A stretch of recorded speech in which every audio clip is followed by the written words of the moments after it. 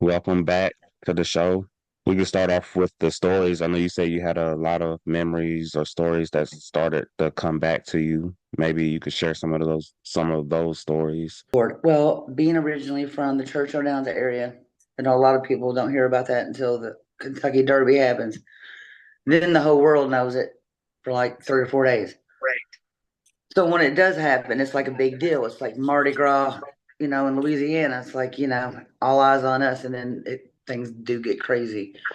I used to call it like the hillbilly Mardi Gras because it was like damn near impossible to go to jail. Like you really had to do something serious. You could walk right up to a cop, be drunk as hell, and give them a kiss on the cheek, and they would laugh and record it and tell you to walk it off. Well, one year, where the titty bar was at was within walking distance to Churchill Downs. Then, so anyway, I went. I got hammered with some people who come in town every year, and I got in for free, and all my stuff was free, and I was really hammered. When we're walking back to go to the bar so I can make money and walk it off and get my head space right.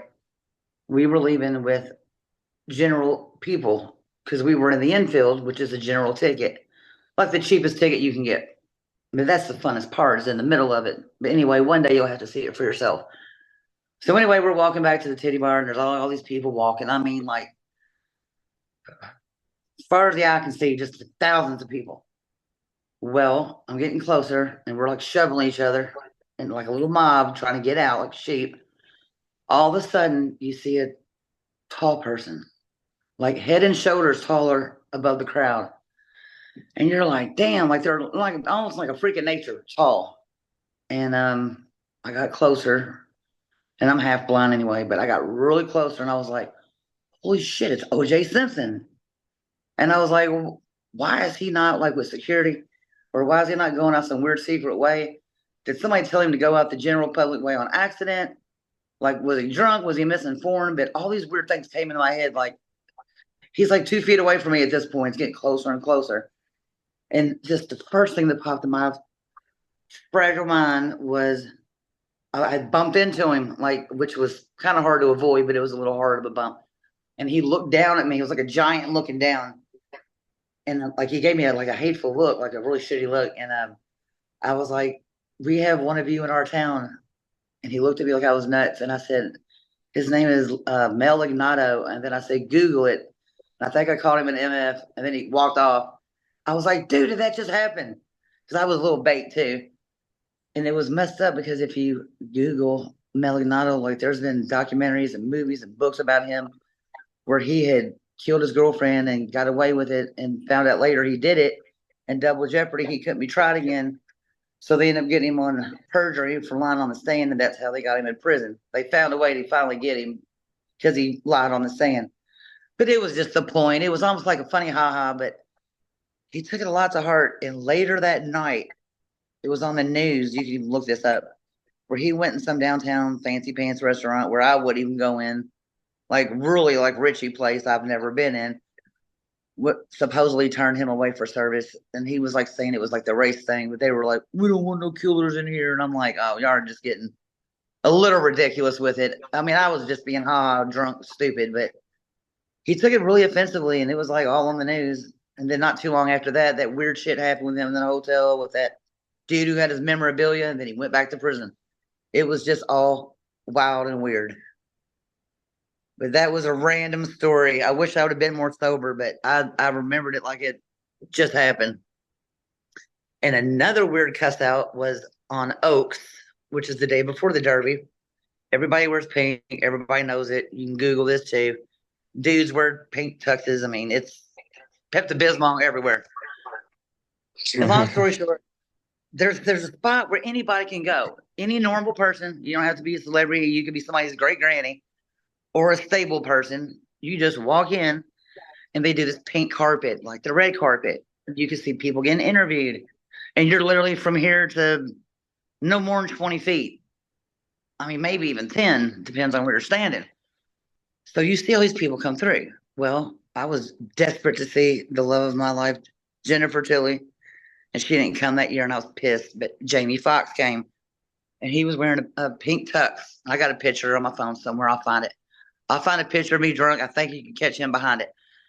But I don't know. I was mad she wasn't there. And I knew I was about to get kicked out. Like I knew I could feel I wasn't going to make it for one race. You could just tell when your drinking gets to where you're just ready to fight or lay down and pass out or eat something. There's no point of return at that point. So anyway, people were yelling at him like, "Hey, Jamie, we love you," all that bullshit, and he didn't even acknowledge him, didn't wave, didn't sign nothing. I mean, just totally just like an F you basically. And I was like, "You piece of shit! Like I remember you started out fucking dressed as a woman on a living color. Like don't forget you not humble. What the hell? These people love you. You should be nice enough to wave or something." But it was just the way it was just really arrogant and just kind of shitty. And I was just like, everybody knows you have money and you're loaded and celebrity and good for you. And we don't know what your life's like because we're not one of you, but you're still a person and you're rich because of these people who are just wanting you to wave. Like it's a fucking wave, It's not like give me one of your kidneys. It's a wave.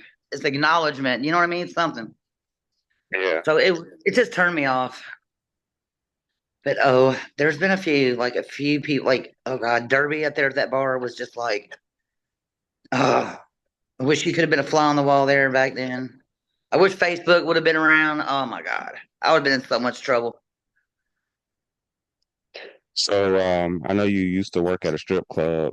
I never asked you what made you stop stripping. Well, I was a mixer at the strip club, which there is a difference. A lot of the strippers, that's like all they do, and they may hustle a drink here and there, which is more money.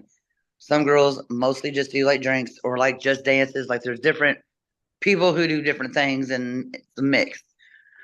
But as far as all of that goes, my last day, from what I do or don't remember, there's a bartender who was always cutthroating and hustling girls and cutting them short on their pay and getting drinks off their customers while they would go to the bathroom and sneak their number and just, totally just dirty cutthroat stuff. Well, I was really hammered that day. I mean, MC hammered. And apparently she screwed me on my pay like a lot. And like I was trying, it took like three of them, three dudes to get me off of her. And it was like instantly I was gone, which is bullshit because I was there years before she was. And a lot of the girls felt the same way, but I was the only one who finally like went into effing attack mode. Then they threatened to call the cops, and I was like, "Fuck you!" And obviously I couldn't drive, so I had to leave my car. And I'm like, "Great, they're gonna tow it." So it was a whole big dramatic thing. But I lived in Indiana at the time, which is across the bridge from Kentucky, depending on where you're at. So I have blips of that memory, but I did get screwed on a lot of money. And I wanted to go back up there and like wait on the bitch one night, and I was like, is it worth it? No. I done work for the freaking city of Louisville. I done had like official jobs. I had government clearance, and I'm like, one of these days I may want to get back in that world and leave this goofy shit behind. I know you mentioned reaching out to Anthony Sowell, the Cleveland Strangler. Yes. I was curious on like what drew you to him. Like, have you ever been in a abusive relationship at all in your life, or many abusive God. relationships? Have all your relationships been abusive? Oh God. You'd have to talk to me for like half a day. Yes to everything. One, I don't know. Like I said, when I first just saw him on the stand and saw him telling his story, and just I don't know something about you. Just look at somebody, and I don't know. You just know it's like something stupid you hear, like oh I saw their soul, or something just made me feel connected, or something weird. I don't know. I just did, and I reached out, and he reached back out, and blah blah blah. The rest of the history, as far as that year goes, until he died not too long after that. It was within a year after that. But I was still on his visiting list when he died. I did verify that. And no, I mean, my dad went to prison for murder before I was born. I was the first thing he did when he got out. And then, God, my whole family's been to prison. They've all, mm, it's a lot. And then I've been in a few violent relationships. Like I've been pregnant 8 times and I've only got 2 kids. And one time where I lost a baby out of violence over to some crazy ass Mexican dude who ended up getting deported. Freaking they did a living autopsy on me, and I didn't even know that was a thing. So like they took me to the morgue and like literally like did like the whole sketch where like if somebody's dead, they'll have the marks and the circles and all lines and shit they write on. And they took pictures of me like butt ass naked, everything. Like it was really messed up. It was like traumatic going through that. And I had to go to like all these DV classes and court order, this and that. And I think life got more traumatic going to those classes because you're hearing all these other women's stories and what they've been through is like a mountain compared to the little, little millimeter of sand that you just went through. And that makes it even more traumatic. You're like, man, this is making it worse on me. I don't want to know and hear all this effed up stuff. I mean, I heard some stuff like I could never forget. Like what? I mean, like, of course, I don't know or remember names, but like, we were in a group setting at a place, and there's a lot of places who do this. I didn't say what time period, but long story short, this older lady said that basically her son was raping her. And I was just thinking, like, what the F? Like, I want to go to your house and kill him myself, or at least, break his kneecaps or let the cops baton beat him or something. Oh, Yeah. I was thinking all kind of horrible stuff because she's an older lady, and I mean, I can't go into detail because I don't ever want anybody to know in case. But I don't even know if she's alive or dead. I ain't seen her in forever. But it was just like you hear those details, and you're like, damn, like what I just went through. Why am I here? Like going through this traumatic of like a social setting where it's a group of people. I don't know these motherfuckers from Adam. And I mean, I'm working for the federal government at the time. I had a nice car. I had a badass Jeep Cherokee Laredo. I had a badass, fully newly furnished apartment. I didn't need nobody for nothing. I was making great. I was in the union for Christ's sakes. And then here I am with these people like I'm just some, I don't know, some Dateline story that almost happened. Which I hate to admit it did almost happen. But yes, that little fart knocker, I could climb a lot worse. But he was like 19 and only did like a month or two and got deported. And then he tried to find me on Facebook, and that got even more nuttier. And then he started finding people to find me, and I'm like, "You're 1,000 miles away, dude. Like, go find some little idiot around you somewhere." But yes, I had a crazy ex-husband who was in fucking with those Mexican cartels. I had to get rid of him. He got deported. I went through a phase. I went through like a Mexican phase. I don't know. It's weird. Yeah, I went through like a half decade of it, and then all of a sudden I was just done. Because the ones I did mess with were like extremely jealous and really crazy, and like wanting to check your phone, check your miles. Where are you at? Who are you with? Show me who you're with. Well, and I'm like, man, I don't need a. My daddy's dead. I don't need another daddy. So yeah, I know. I know. My last question I asked to you on our last interview about what turns women on sexually and romantically. Um, Basically, that sounds like a good guy, but your relationships that you kind of get into seem like they're bad guys. Um, so do women really want like that good guy, or is it like what draws you into the bad guy? Is it the excitement from the danger, the potential danger? Like what is it about the bad guy that draws you to that type of person? dang, that's a lot. Well, when you're younger and immature, you obviously want the bad guy, like the hot dude or the one who's like who's not scared or somebody who'll like fight for you or whatever. Somebody who's got cojones, but somebody also who will like keep a job and if they do have kids with someone else take care of them. If y'all ever did, they would. Someone who could be both is obviously the perfect mix. And I think a lot of girls who have been through the boring, like lame-o dudes or guys who were just boring for them or whatever lifestyle they were used to, they just automatically were drawn, I guess, another way. I don't know. Not everybody's meant for everybody. It's like whatever floats your boat. Like I was thinking earlier about some of the dudes who came into the strip club or whatever, or the bar, and like what their main complaints would be. Because I was like the therapist. I was like, they get me drunk, spend a lot of money doing it, and I would just hear them out and hear them bitch about their wives and all this shit. Because it was almost like a social experiment too, because I was in college at the time for criminal justice, if you can believe that. And long story short, I would ask him shit like you would ask a buddy or like a homie or somebody like, why do you come here? It's like, look around, like half these bitches are not worth even spending $1 on. I wouldn't even pay them to wipe my table. There's a couple cute, but I mean, overall, eh. But the point was like, your wife can't that be that bad off. Like, is she hideous? Is she a bitch? Like, what is the deal? And almost all of it was always the same. Like, they bitched a lot, they complained a lot, they were boring, they nagged a lot, they were never satisfied, they didn't appreciate them. And in my head, I'm kind of like, well, damn, y'all are the same way. And it was almost like a touche moment. And some of them would realize it. And I'm like, you just gotta communicate. That's the big thing. When you start being quiet, being sneaky, and that's when shit hits the fan. That's when you get in trouble. Just communicate, be honest, and if it's meant to be, you'll stick it out and it'll work. But of course, there's also the random weirdos that came in, and I do have a couple really humdingers about some stories from there that hit me like while I was driving, almost wrecked, laughing about it. But people have fetishes and shit because whatever floats your boat. But there was a guy, an older dude, maybe about 60-ish, maybe 65. He came in, never hardly said more than a couple words. And he kind of scared me because he looked like somebody who was like a pedophile or something. But he never talked to me because I was not one of the anorexic looking girls. I was actually thick, but not like fat, but like thick.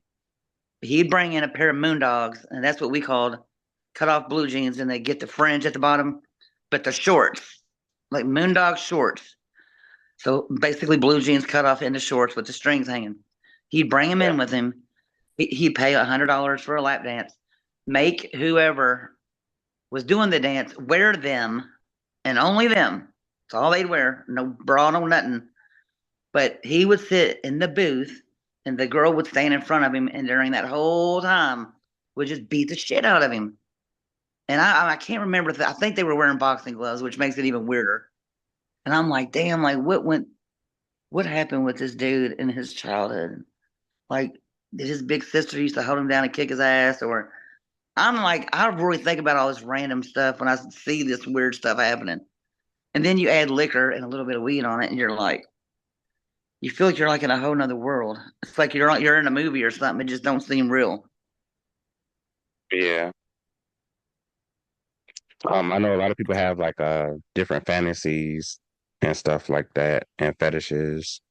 Um, and then with you reaching out to Anthony so well, I know basically he strangled and raped women. Do you think maybe like it was like a dark fantasy of yours, maybe, or potentially for reaching out to him? Maybe just like he couldn't rape you, obviously, because he had, he was on death row. But or maybe was it something else about him that drew you in? Was he a handsome guy to you? Did you think he was attractive or? Yeah, like when I said I had seen like when he did his, it was on YouTube where he done his, where he's talking on the stand explaining like what happened to him. They basically like, well, how did this all happen? Which they have a right to either go on there and say defend herself or not. And I just saw him as I didn't see him as everything he'd done or whatever. I just seen him as a person, and I told him at the beginning, I'm not interviewing you. I'm not an interview person. I'm just genuinely want to talk to you about you. I never want to talk about what happened. I don't want to know anything. Keep me in the dark. Because the less I know, the better off I am. Because I don't want to know shit.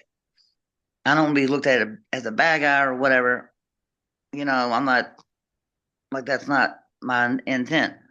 So obviously, we would talk about other shit, random stuff, movies, music, his favorite colors, his favorite food, what the next crazy guy down in the next cell did, what life was like, what it looked like. Show me different paintings he had painted. I mean, it was like you just got a bond. And again, that whatever happened never came up. And it was never in the back of my mind anywhere while I'm talking to him, like the pictures and the documentary and all that stuff. That is not going on while I'm actually talking to him. It's like that doesn't exist at that moment. But then whenever like you hang up or whatever, you go in hindsight about the conversation, some stuff's kind of like, damn, like was that a sign of something? Or what did he mean by that? Or I don't know, but all that shit was recorded, so it's not like anything I'm saying can't be backed up. I don't care. Anything I say can be authenticated, whatever. I got no reason to lie. It ain't like I'm making millions of dollars. I'm not even trying to cash in on the shit. So you mentioned childhood stories. What are some of the things that happened in your childhood? God. Well, we moved around a lot. Like mom would pay like rent and deposit, never pay again, yank me out of school, take us to eviction court, get us a free month, and we'd half-ass never unpack because we knew we was going to do it again, over and over and over. And I could point out in the neighborhood probably 15 houses within 6 blocks that we lived, and I'm just like, why? So I missed a lot of school, still kept straight A's though, and all that. Like everybody was either going to jail or in or out of prison. Like my mom, she went, and I had to go live with a relative, which turned out to be even more worse. Went through a lot of child abuse, obviously, like a lot. Like I read David Pelzer books, and I'm like, dude, we could like trade stories. I mean, some crazy, horrible stuff that even psychiatrists I've had before were like, didn't believe me. And I'm like, dude, I could back it up. There's like CPS reports. You can like find that shit. It can be authenticated. My mom was just really violent, like verbally, emotionally, mentally, financially. Like she let me starve, but yet she'd have my food stamps and go buy whatever she wanted to eat. So like I would get used to like back in the day, you could take a food stamp and go to the store and get like 25 cents worth of candy, a paper food stamp, which I still have physical ones, by the way. I'll show you Oh, you pictures. do? Yeah. Yeah, I still got the physical book of 10, swear. I'll have to show it to you, but it's not right here. It's locked down in my car. But anyway, you go there and the store knew what you were doing. 25 cents worth of candy, which you could do back then. Get your 75 cents back cash, coins. You do that enough, different stores in the neighborhood, same stores, you and your buddies. I think 10 minutes, you're going to have like 40 bucks. And that's how, like, we were smoking cigarettes at 10 years old and going in abandoned houses. And there was kids 12 years old selling crack on bikes. And I'm like, you're barely in middle school and you're like selling crack. Like the neighborhood I grew up in was crazy. And if you go around there right now, I always laugh when the celebrities and the rich people come for Derby. And if they ever get stuck having to park on the street for whatever reason, and you're talking like millionaires, because not everybody can get on the lot. That lot don't hold that damn many cars. So you're parking in yards paying hundreds of dollars. Random people's yards, abandoned house yards. You don't even know who lives there. But you park on the street and now it gets crazy. That's why it costs so much. Well, I'm like, God, like in 3 hours, this neighborhood is gonna be crawling with $20 meth whores and you don't even know, and you're like $100,000 cars parked right there, like just they have no idea what they're walking through. It's about to look like Thriller when they come back out.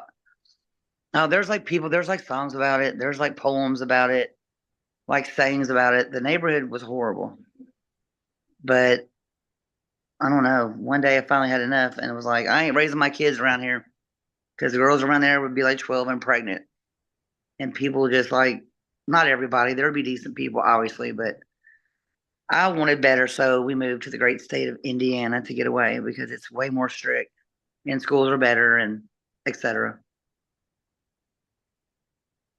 If you can go back and do it again, how would you do things differently? Would you still work at the strip club and just maneuver through that differently, or would you not work at Oh, the strip club? if I could do anything over a period, I would go back before, like all the way to graduation and what I did after. If I really wanted to go back, that's when I ruined my life. But as far as the club goes, I wish I would have drank less. I wish I would have been more money oriented and not more like wanting to get hammered. So it's not like, look where I'm at. Like make it more like it was a fun party and you're hanging out with your girls and you're just playing dudes for money, which I never had to play anybody. I would be honest as hell. I'd be like, and the guys would be like, do you know anybody who does business or whatever? Yeah, you buy me a drink, I'll show you where to go. Until then, get out of my face. I always had a hustle. If there was no money going on or somebody else, I had somebody else and I had nobody, I go up, pretend like I was a waitress and just offer to get them drinks so they don't have to get up. And the girl appreciated it because she knew nobody was going to cutthroat because she got to stay right there. So then I would just get tips. And a couple girls would do stage, but that was not my forte. I only did that once in a rare blue moon. I mostly like doing the dances because to me it was like way more money. Obviously, it was guaranteed money, and I mean, they ended up being actually kind of fun to do. What was fun about it? The dancing for you. Well, if the music was right, like if it was some like country bullshit, like I wasn't feeling it, I'd stand there and be like, "Yeah, we're skipping this shit." That got a little annoying, having to get up and close and personal and make somebody pay for nothing. But if the music was right, the lighting's right, the buzz is right, everything is just right. Like people sitting there, because like there was like two lap dance booths here, two on the other wall. Right in the middle was like the circle tables with the chairs, and then the stage was in the middle, and there was two poles, but two bitches could barely fit up there. There wasn't a lot of room; it was kind of small. So there would be maybe one that would finally go up there, and the dudes were sitting there watching, but they were also watching you do what you're doing and who else doing them. And I don't know, it was like a weird, like not an orgy because nobody was actually banging anybody like that or anything. It was just I don't know. It was like eyes wide shut, but not as weird. It was like kinky, but not. I don't know.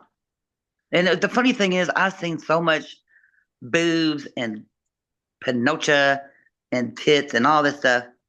You would think I would have been turned out and all the way thinking I was some girl's boyfriend by now, but to this day, I still wouldn't.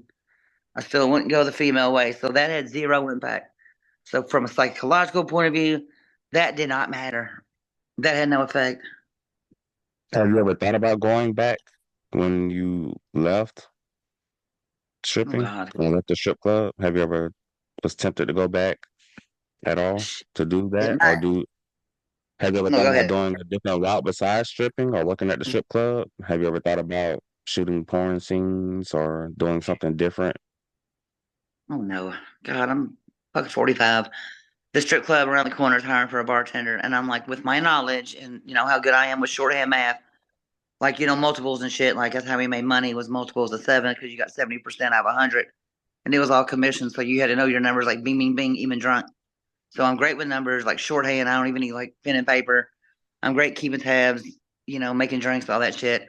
I would be great at the job, but I feel like, I don't know, I'm not physically as happy where I want to be doing all that. Like, I just lost like 70 pounds. I got like 60 to go. So I don't feel like comfortable enough to even try to put myself out there in that way because, like, you're fighting with like 21-year-old half naked biatches, and you're like OG, triple OG, show respect, like bitch is a granny kind of stupid thing. And I'm like, I don't want that kind of shit. I want like just respect and to be taken seriously. And I just want people to have fun and not get fucked over or roofied or that's another thing, boy. You don't never want to go through that shit. I was roofied twice in that motherfucker. And one time was Thorazine, and you don't ever want to go through that ever in your life. So for the love of God, I don't care what club you go to or whatever. Women do it to men too, swear. You know that. Cover your damn drink or use that nail polish to change its color or whatever. What happened We're with those two times you were roofied? oh my God. First the bartender, who I hate to say it, from what I heard, she overdosed and died like a couple years ago. And I made a very rude comment about her death, and I shouldn't have, but the bitch did roofie me.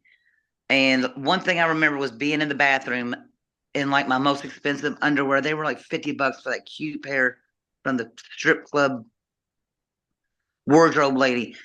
Anyway, like apparently I was like shitting all over myself. I was like, don't remember anything. I was getting yelled at. Nobody wanted to help me. I mean, it must have been bad, but I was on the bathroom floor, and nobody in God's green earth wanted to ever be on that bathroom floor. And I was there, and it was apparently bad. I don't remember getting home. All I know is all my effing money I made was gone. She lied and said she gave it to whoever took me home, and that was like my kid's dad or whatever. So he was more pissed the money was gone because I promised to buy him like a bag of weed with it. So believe me, if he had the money, he would have bought that shit and clowned me and been like, "Ah, oh, learn your lesson." So no, she kept it. Later, she finally admitted it, which here nor there. But that was one time that was really effed up. And then another time was basically a roofie attempt. A bartender there saw me leaving my drink, and he used to be like, "I'm not responsible for your drink. I can't watch your shit." So what he did was he took a straw and put it in like ghost pepper or like whatever that really fucking hot pepper juice stuff is. Put the straw in there and then put it in my effing drink and then act like he covered it with a napkin to look out for me. So when I went to go take a drink of that shit, it took my breath. I mean, literally, I felt like I was having my throat closed. I thought I was gonna die. This motherfucker's laughing. Customers are concerned. Oh my god! I was grabbing milk, water. I mean, I was throwing that shit everywhere, and it finally stopped. And he was like, "Now you learn your lesson." And I'm like, "Fuck you." So yeah, I Okay, never so did. that was more of a prank, I guess. Yeah, The second but time. that was basically though like it was. I mean, it could have been a roofie just as easily. Yeah, it could have been. So the first time, I guess, the bartender roofied you to rob you, I guess, to take your money. That's what it Yeah. sounds like. Well, what happened was they started where the bartenders weren't keeping tabs correctly, and the girls were because a lot of them were saying they were drinking, but really they weren't. They were drinking like shots of fucking orange juice, and so they weren't even actually drinking. So they were more sober, and they knew what their money should be. So what they started doing was giving these stupid ass chips, like you get in, I don't know, blackjack or whatever, ones and tens and this and that. It equaled 10, 20, 30, whatever. And unless you had your chips, you didn't get paid out. So I was like, fuck, I don't carry nothing around because these bitches steal. They take out of the lockers. All my shit's been stole so many times, in your face, friends, and then, they're the ones stealing everything. So, it was hard to keep those chips, but the chips were proven that the bartenders were scheming the girls. So then she got busted and she got fired. I'm like, so karma. Yeah. But yes, I do. I miss the money. But I think like if I was in better shape or I could rewind back to like in my 20s or some shit like that, I would have played it different. I would have had more sugar daddies. I would have only fucked with the dudes with money. The dudes who had like $10, $20, I would have said thanks for the drink and piss off. I would have just focused on who had the bank, obviously, who had the businesses, who were about the money and not in there looking for skanks or a good time. It would have definitely been focused on the money. Because a lot of those girls marry their sugar daddies that are living a fucking amazing life, having kids with the motherfuckers. And I'm sitting here like, damn, I had three, two I can't find, and one died like the day before my birthday. And I'm like, fuck, I wish he was around. He would drive from far away, just drop me off money and bitch at me.